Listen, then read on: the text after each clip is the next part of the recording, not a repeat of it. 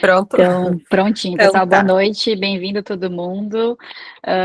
Essa é a Cuia de Julho, né? A gente teve problemas de horários na semana passada para fazer na última quinta, mas que bom que a gente conseguiu remarcar para hoje. Leandra, muito obrigada.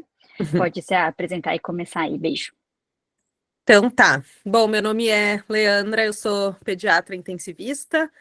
Ahn, Já apresentei outros cuias antes, e esse tema eu escolhi, quem tem medo do Propofol, porque na verdade é um assunto que me despertou curiosidade assim nos últimos meses, porque é uma medicação que a gente, pelo menos na minha época de residência, a gente praticamente não usava, eu acho, há uns 10 anos atrás, a gente tinha muito mais medo, e parece que agora a gente tem usado mais e tem tentado perder um pouco esse medo.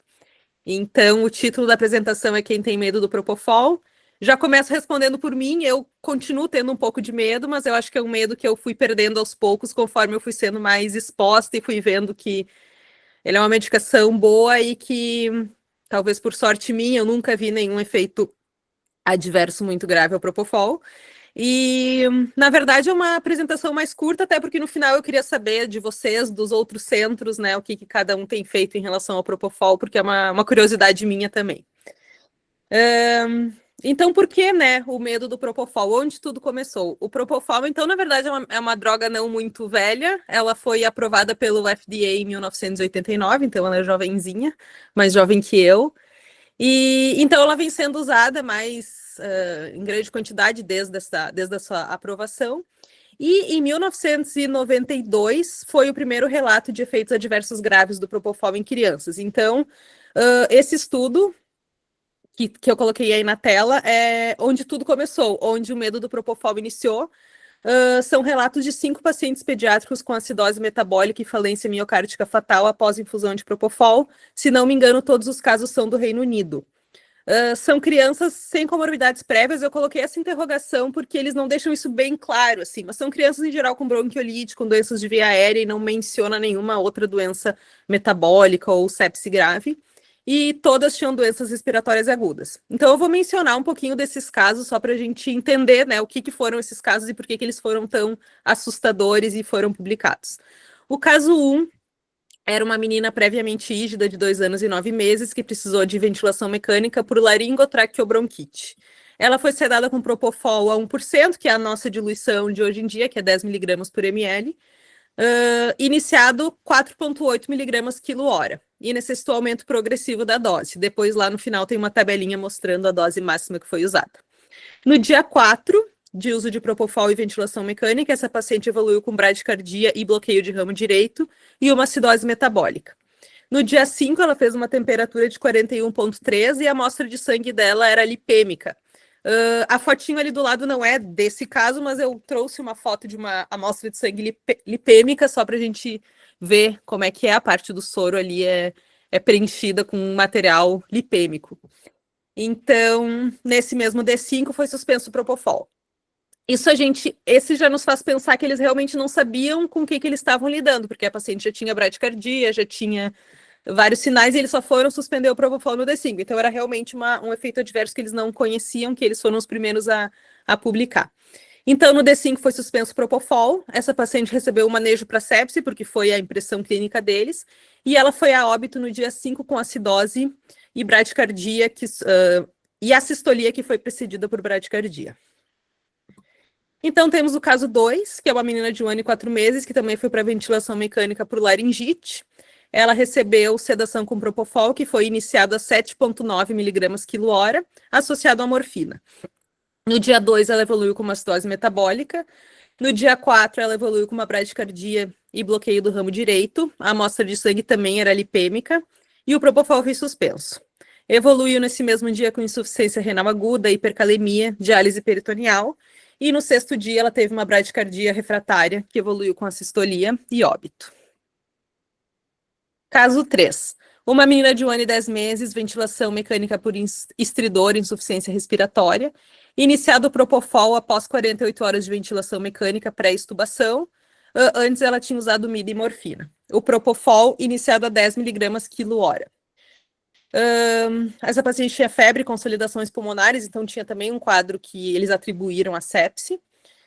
No dia 6, ela evoluiu com bradicardia súbita e assistolia, teve ROSC, a amostra de sangue também era lipêmica. Em função dessa bradicardia, foi implantado o marca-passo, que não teve sucesso, e a paciente também foi a óbito. Caso 4 também foi uma menina de 4 semanas de vida, bronquiolite por sincicial com necessidade de VM, recebeu então sedação com propofol 7 a 10 mg quilo hora. Após 24 horas desenvolveu acidose metabólica, que foi progressiva, e o soro também se tornou lipêmico. No dia 5, ainda com propofol, desenvolveu bradicardia com ectopias atriais e o propofol foi suspenso. Teve acidose refratária, insuficiência renal, diálise peritoneal, acabou evoluindo com pupilas midriáticas, uma lesão neurológica irreversível, e foi retirada de suporte de vida. E o caso 5, uma menininha de 6 anos, também entubada por estridor, com parainfluenza 2. O propofol foi usado como sedação entre 4 e 9,2 mg quilo hora. Dia 2, acidose metabólica. Dia 3, acabou tendo uma falha de extubação, foi reintubada. O soro, nesse momento, já ficou lipêmico. No dia 4, acidose metabólica progressiva. Recebeu também um manejo de sepsia, ela tinha uma pseudomonas positiva. Evoluiu, assim como os outros, com uma bradicardia súbita. O propofol foi suspenso. Chegou a ser implantado o marca-passo, mas evoluiu com sistolia e óbito. Então, esses foram os 5 casos que foram as primeiras publicações sobre efeitos adversos graves ao propofol. Aqui tem um quadro com as doses e o tempo. Então, essas crianças receberam entre 66 horas, que são quase 3 dias, até 115 horas de propofol. A média de dose foi 7,5 a 10 miligramas quilo hora. E a dose máxima chegou ao máximo entre 8 e 13,6. Então, eles usaram uma dose alta, né? Diferente da dose que a gente está autorizado a usar hoje, né? Então, foi uma dose relativamente alta por tempo relativamente prolongado. Então, o que os 3 casos tiveram em comum? Acidose metabólica, que foi um achado precoce, todos tiveram soro lipêmico, e o óbito sempre foi precedido por bradiarritmia e assistolia. Esse relato de caso não fala de outras coisas, assim, não fala se eles fizeram exames de sangue, não fala de níveis de triglicerídeos, não falam se teve rabdomiólise, até porque era uma questão nova para eles, então eu acho que esse controle nem tinha sido feito nessa época. Então, a partir daí que surgiu, então, diversos relatos sobre a síndrome de infusão do propofol. Então, como a gente pode ver ali, eu procurei no PubMed síndrome de infusão do propofol. O primeiro achado é de 1998, e a partir daí diversas páginas sobre síndrome de infusão do propofol. Inclusive, é um assunto difícil porque a maioria dos relatos é relato de casos, não tem muitos estudos grandes, tem algumas informações contraditórias até. Em algum estudo tu lê uma coisa, em outro tu lê outra, até porque é mais baseado em relatos de caso. A partir daí, algumas publicações também sugerindo que o propofol talvez tenha sido condenado precocemente, que nessa amostra de pacientes anteriores, o propofol foi usado por um tempo longo, com altas doses, acima de 4 mg quilo hora, e que ele talvez seja uma droga segura se usado em intervalos menores e em doses menores. Então, em 2002, publicado no Pediatrics, tem um artigo que foi o que tranquilizou um pouco a respeito do uso do propofol em infusão contínua em pediatria, e que também determinou as doses que a gente considera segura hoje em dia. Então, nesse estudo é um estudo retrospectivo, com revisão de casos de 142 crianças. Então, essas crianças usaram propofol em infusão contínua que não excedeu 50 microgramas quilo minuto. Esses 50 microgramas seria o nosso 3 miligramas quilo hora, mais ou menos. E essas crianças estavam autorizadas a receber 1 miligrama por quilo a cada hora. Isso totalizaria 4 miligramas quilo hora. E num intervalo... Ai, gente, agora eu não botei a parte do intervalo, mas se eu não me engano, foi 48 horas. Então, esse estudo concluiu, e essas crianças que usaram as doses abaixo de 4 miligramas quilo hora e menor que 48 horas tiveram desfechos bons e não tiveram efeitos adversos relacionados a propofol, efeitos adversos graves, como nos mencionados anteriormente. Então, a partir desse estudo, se considerou seguro usar o propofol com essas precauções. Então, o que é a síndrome de difusão do propofol, que é o PRIS?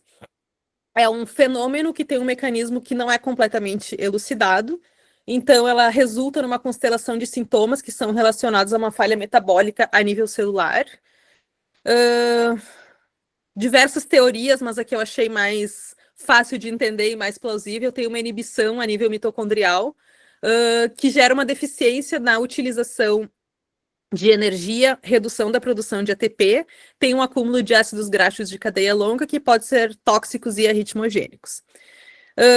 Também é bem relatado que parece ser mais frequente em pacientes pediátricos, e a teoria por trás disso seria que esses pacientes têm um baixo estoque de glicogênio e uma maior dependência do metabolismo de gorduras quando comparado com os adultos. Então, essa seria uma das possíveis causas das crianças serem mais afetadas.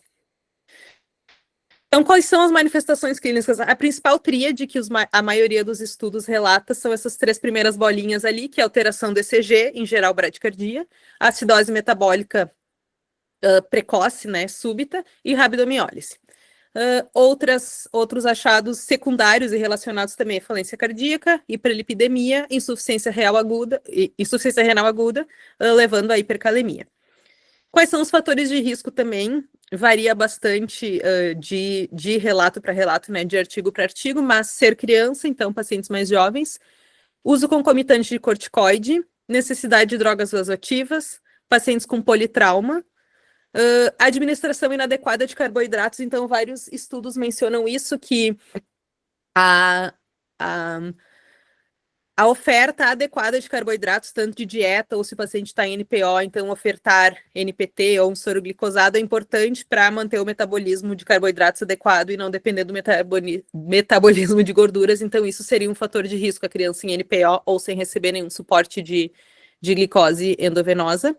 E erros inatos do metabolismo também seria um fator de risco. Prevenção, então, seria usar uma dose inferior a 5 mg quilo-hora, usar um tempo de infusão mais curto, 48 horas. Alguns relatos mencionam, algumas recomendações mencionam 72, eu botei o 48, mas tem relatos de 72. Outra estratégia é co-administração de outros agentes sedativos para evitar que tu precise de doses muito altas do Propofol, principalmente analgésicos, lembrando que ele não tem um efeito analgésico, né? Então, não usar ele como medicação única, mas como um adjuvante para otimizar a tua sedação. Manter uma monitorização, que isso também, os relatos diferem de quanto em quanto tempo, mas um paciente com propofol tu deve monitorizar gasometria, lactato e CK com uma certa frequência. Não usar em doenças mitocondriais comprovadas ou suspeitas. E garantir uma administração, então, contínua de carboidratos ou glicose em forma de dieta ou em forma de endovenosa. E qual seria o tratamento do PRIS? Reconhecimento rápido, então isso acho que é o mais importante, saber que aquele paciente que está com Propofol está em risco de ter a síndrome de difusão do Propofol, então reconhecer rapidamente os sintomas e interromper a administração rapidamente. No momento que o paciente tem os sintomas, então tu pode ter que lançar mão de inotrópicos, de marca-passo, de diálise, de ECMO, situações que a gente não quer chegar, mas vários relatos mencionam pacientes com síndrome de difusão de Propofol que chegaram a essa necessidade de suporte.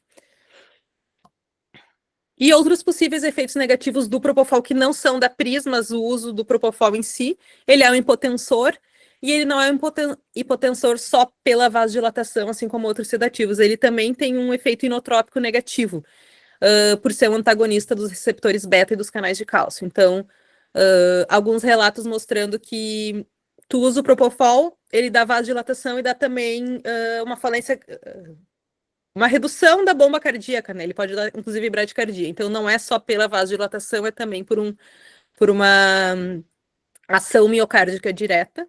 E ele também é um depressor respiratório. Na verdade, ele é relativamente seguro para sedação de procedimentos, né, em doses baixas, mas ele, em doses mais altas e em doses de bolos, ele pode ter depressão respiratória, então sempre deve ser feito não necessariamente com intubação, mas com observação e monitorização da via aérea. Então, né, considerando tudo isso, todos esses artigos, todos esses achados, por que a gente usaria o Propofol? Simplesmente, para mim, né, se tu pensar assim, a maior solução seria não usar, considerando esse risco absurdo que ele tem. Por que Na verdade, não por que a gente não utilizaria, mas por que a gente não deixa ele restrito ao bloco cirúrgico, né? Utilizações rápidas, que é onde ele se mostra realmente mais seguro. Porque, na verdade, ele é um sedativo muito útil em diversas situações e não existe nenhum outro que tenha esse mesmo efeito que o Propofol faz. Então, para várias situações, a gente se vê tendo como única opção ou opção melhor para o paciente naquele momento o uso de Propofol. Uma coisa, um benefício importante do Propofol, ele tem um início de ação muito rápido e tem uma meia-vida curta, com metabolismo hepático rápido, então início rápido e fim rápido, então tem esse benefício do Propofol. Ele tem o efeito sedativo, hipnótico e anticonvulsivante. Eu botei a interrogação ali porque tem alguns estudos questionando esse efeito anticonvulsivante do Propofol, mas ele é amplamente usado como anticonvulsivante, inclusive está em alguns protocolos de status.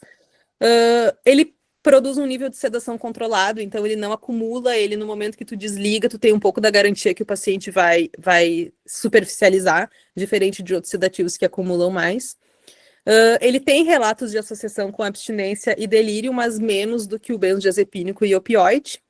E ele tem uma utilização que a gente chama de washout, que é, tipo, ele pode ser usado tanto no período peridesmame, o washout de outras medicações, principalmente do benzodiazepínico e do opioide, então ele pode servir como uma transição e uma forma de tu reduzir a tua infusão de benzodiazepínico e opioide. Então, tanto para um paciente que vai ser estubado, tu usa o Propofol como uma ponte para ele ficar mais superficializado sem necessitar de altas dosagens de benzodiazepínico e opioide, que podem fazer com que tu atrase a estubação desse paciente.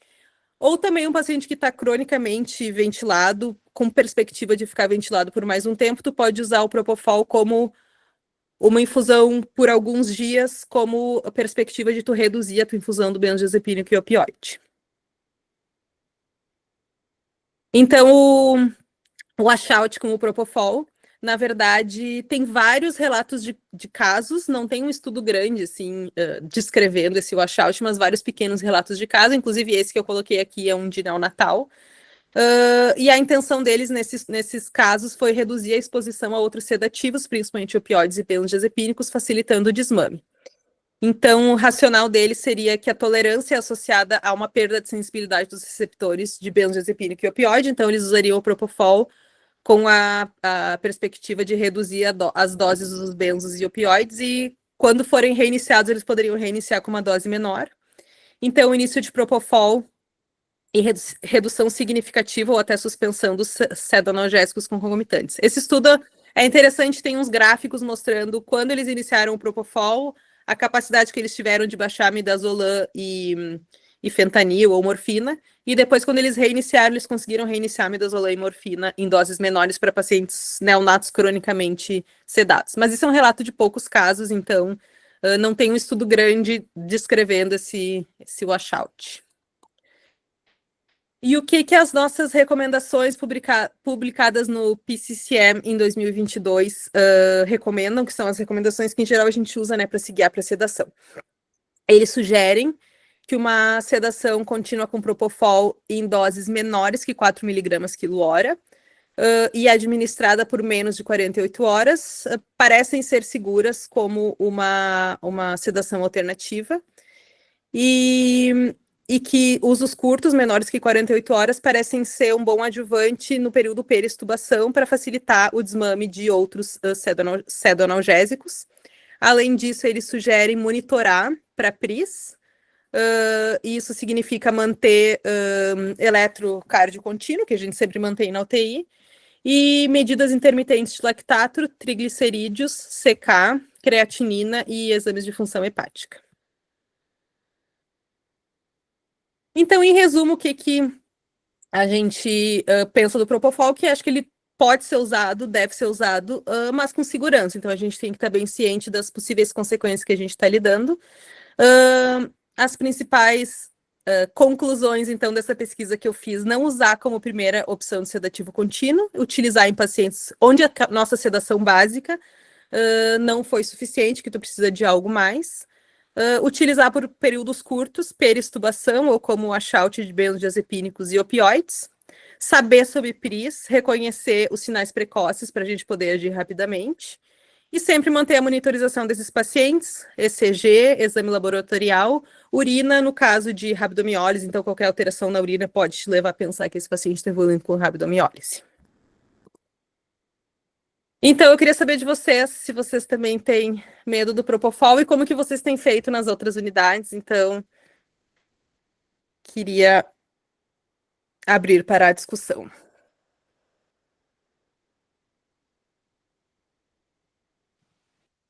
Pensei que tu ia botar o lobo mal na saída. Não, achei o Michael mais bonito. Vou até Obrigada, deixar o Leandro. Michael aqui assustando vocês. Muito bom. Eu vou abrir a fila porque eu vi que a Lu Barcelos está com a mão levantada. Quer fazer algum comentário? Não, saiu. Será que saiu sem querer? Doutor Luciano, quer falar? Também tirou a mão. Ah, enquanto o pessoal não faz nenhuma pergunta, eu nunca tinha lido nada especificamente sobre washout, assim, eu sabia da teoria, mas não sabia que já tinha publicação, mesmo que não seja tão robusta, né, sobre isso, porque é uma das minhas principais preocupações. A gente faz menos do que poderia, eu acho, no Santo Antônio. Vira e mexe, a gente tem crianças muito difíceis de sedar também, e a gente acaba lembrando da possibilidade do Propofol muito tarde e acaba reservando para casos assim, tipo, o cara tá empilhado de sedação e vai para uma fibro para poder tentar ser estubado. Daí a gente faz isso 24 horas antes, assim. Vou dizer que são os casos que a gente tem reservado. Mas eu sempre fico com medo, pensando em como é que ele vai acordar, né? Porque a gente vai acabar tendo ele completamente sedado, a gente vai tirar os benzos e os opioides de uma forma mais rápida do que a gente tiraria de um modo geral, e aí sempre tenho medo se essa abstinência não vai ser pior ainda quando esse paciente retornar, né, pela retirada rápida dos benzodiazepínicos e dos opioides, mas ter trabalho que mostra que tu consegue voltar numa dose menor com uma eficácia adequada, isso é bem legal, né? Uhum. São relatos de caso, então não dá para falar É, assim, mas é, achei legal que mostra isso e faz sentido, assim. faz sentido, tem plausibilidade, né? Uhum. O pessoal dos outros hospitais tem usado mais, alguém mais tem medo do Propofol? Todo mundo meio tímido. A gente acaba reservando meio que de última escolha também, não tá dando de nenhum jeito, a gente usa, mas acho que agora perdi um pouco de medo, assim, também. Eu nunca tinha lido muito sobre, exceto o que tem no UpToDate, né? Uhum. Mas no tópico específico do Propofol, mas acho que parece uma coisa tipo o medo da codeína, assim, que, claro, não vai usar no paciente ambulatorial, nem é um analgésico bom também pra gente usar muito no hospital, né? Mas é uma coisa que os caras, uma dose tão alta assim, a gente se usar uma faixa de dose bem mais segura e monitorizar, não parece uma coisa que vai ter tanto problema. Aqui no HPS a gente usa pouco contínuo, assim, né? Eu não me lembro da gente ter usado, mas para esses pacientes que ficam mais tempo aqui, fazem muito curativo e tal, que ficam muito resistentes à sedação, a gente, em alguns, acaba usando como alternativas, mas ali no bolo só, né? Não contínuo. Mas usa pouco também. Acho até que a gente poderia usar mais, assim. Contínuo a gente não costuma usar aqui. Eu até ia perguntar para vocês do HPS, porque eu tinha como uma droga boa para lesão neurológica, assim, num paciente que tu tem que reavaliar o neurológico frequente, né? Tu desliga, reavalia e liga. Então eu já vi sendo usado nesses casos, mas dos artigos que eu estava lendo, um dos fatores de risco para PRIS era TCE, não explicava muito por quê. Então fiquei na dúvida, assim, se realmente politrauma até me faz um pouco mais de sentido, que eu vi em alguns relatos. Mas não sei se TCE seria um fator de risco, então até me surpreendeu, porque eu já vi sendo usado para pacientes com, enfim, AVC ou lesão TCE, justamente pela facilidade de tu fazer um exame neurológico mais fidedigno, né? Tu desliga, faz e volta se precisar. Então, eu até fiquei com essa dúvida se no HPS, no trauma, vocês têm usado ou não. Não, a gente, em contínuo a gente não usa. A Lu levantou Uhum. aí a mão, quer falar, Lu? Sim, desculpa, outra vez eu não estava com a mão levantada, eu estava entrando no carro e eu toquei nela sem querer. Mas, na verdade, assim, a gente usa num contexto de curativo, né? Nesses queimados, grandes queimados, que precisam curativos muito frequentes e acabam fazendo uma tolerância absurda a qualquer tipo de medicação, ou naqueles pacientes que a ketamina causa uma agitação muito grande depois do curativo, que esses queimados fazem muita síndrome de estresse pós-traumático e acabam tendo um acordar complicado, né, com ketamina. E então a gente acaba usando propofol. Mas, infusão contínua no TCE, a informação que eu tinha é essa que tu falou, Lelê, que na verdade não é o indicado para TCE. A gente geralmente não tem o hábito de acordar TCE para avaliar sensório lá no pronto-socorro, tá? Geralmente os nossos TCEs são monitorizados, né, com PIC, e os TCEs que necessitam ventilação mecânica, né, são monitorizados com PIC e a gente não faz acordar para avaliar sensório, na verdade, a gente guia a sedação conforme o tratamento da hipertensão intracraniana. E aí, quando esses pacientes acabam que não tem mais, não tem mais hipertensão intracraniana, a gente vai reduzindo sedação.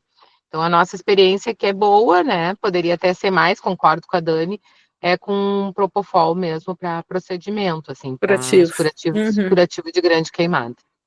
Então, tá muito boa a tua aula, Leandra, parabéns. Nada. E para bolos a gente não tem medo também, porque acaba sendo a nossa droga de escolha até, né, Dani, para toracocentese de alívio, para troca de curativo, tipo, paciente que fica ali, curativo a vácuo, e vai ter que trocar também. Geralmente é a nossa droga de escolha, assim. Sim, para isso a gente usa bastante. Né, a gente usa bastante.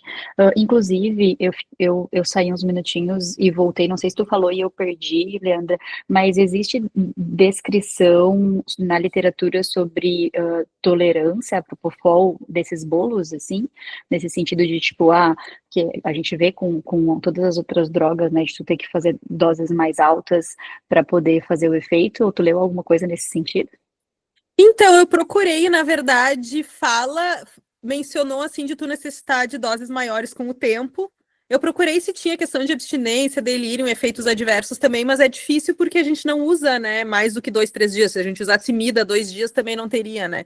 Então, mas o que eu li é que tu precisa também de doses cada vez mais altas. Isso a gente vê também, né, que o paciente começa com uma dose. Mas de efeitos mais a longo prazo eu não achei muita coisa, assim. Mas de tolerância, sim, de precisar de doses mais altas a cada dia. E o que a gente tem usado, assim, acho que no Moinhos também, essas bronquiolites que ficaram muito tempo ventiladas, muita sedação, então um tempo antes, assim, da extubação, até para fazer menos bolos, né? E a gente nota que no que começa o propofol, tu precisa de muito menos, aqueles miriqueta, aquela loucura de agitação, então, mesmo mantendo o teu Precedex e a tua morfina contínuos, tu pode baixar um pouco a dose, tu não tira total, né? Mantém uma dose mais baixinha assim, mas só o fato de tu deixar o propofol numa dose baixa associada, tu diminui as infusões contínuas, diminui bastante os bolos. Então eu acho que para extubação eles acabam ficando acordando mais tranquilos, né?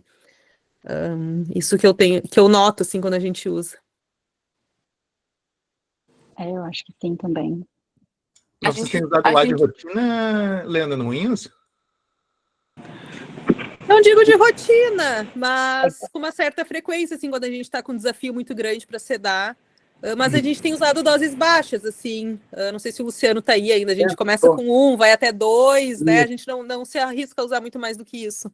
Na verdade, a gente tem usado até com alguma frequência ultimamente, né, Leandra? Nesses pacientes mais insedáveis, né? Mas sempre respeitando doses mais baixas do que aconteceu naquelas pacientes que foram óbito, a gente não chega nem perto disso, e por períodos curtos e sempre com monitorização laboratorial frequente, né? Então a gente tem medo, não, a gente tem respeito, né, pelo propofol, mas a gente tem usado com uma certa frequência, até infusão contínua, olha, até uma certa frequência. E a gente tem realmente visto que a gente consegue diminuir um pouco os extras que a gente faz em bolos, né? Então, acho que a gente está perdendo esse medo aqui na unidade. Uma dúvida que eu tenho para todos, alguém já viu síndrome de fusão do Propofol, algum efeito grave, assim? Eu tenho essa curiosidade se alguém já viu ou se é só os relatos de caso. Nunca vi. Acho que não, né? Mas a gente teve, não teve um, Aline? A gente Não. teve um na sala 3, A a gente Renatinha teve. lembra. Da residência Renatinha, até fui ver se ela estava ali. Teve um, sim, um bem grave na Foi sala. por estados convulsivos e acabou usando, mas eu me lembro, Leandra, boa noite, desculpa. Boa noite. Tudo bem? Parabéns, a aula estava ótima. Muito obrigada. Mas só para agregar, eu me lembro, que essa menina teve uma suspeita de erro inato do metabolismo. Tu lembra sobre isso? Que eu vi que, Pois é, eu não estava enfim, nessa sala, não lembro sim. detalhes, mas era isso, era crise convulsiva, né? Foi a Isso. última linha, assim, e depois e a guria morreu, né? Isso, morreu mesmo. E foi exatamente isso. Ela tinha uma suspeita de erro de metabolismo. Ela tinha 1 ano, se eu não me engano, no status, talvez até menos. E eu me lembro disso. Aí quando a Leandra falou ali, me chamou a atenção sobre isso. E foi acidose intratável mesmo. Eu acho que ela fez uma arritmia também, se eu não me engano. E Uma acidose bradiarritmia, intratável. mas foi mais tempo que a gente usou. Não chegou a ser dose alta, mas a gente usou mais do que 72 horas. Uma coisa que eu ia colocar nos slides, que eu acho que é importante a gente lembrar, porque a gente já andou esquecendo, que ele é uma infusão de lipídio, né? Então, ele inclusive tem 1 caloria por ml. E sempre que o paciente usa NPT com lipídio, tem que descontar. Um dia a gente estava lá dando, e daí o Expolidoro, vocês tinham que ter me avisado que eu tinha que ter ajustado o NPT. Então, sempre lembrar disso, né? Que a hipertrigliceridemia vai piorar ainda mais se tu não descontar isso da dieta.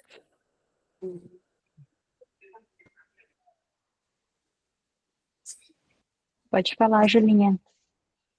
Oi, boa noite. Parabéns, Leandra. Ótima a tua apresentação.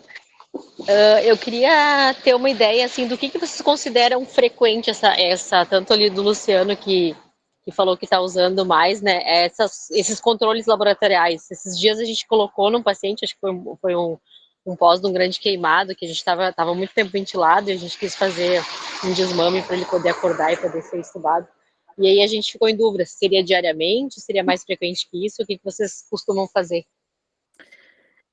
Tem um artigo que eu até não coloquei ali, mas ele é um que menciona que o protocolo deles era de 6 em 6 horas.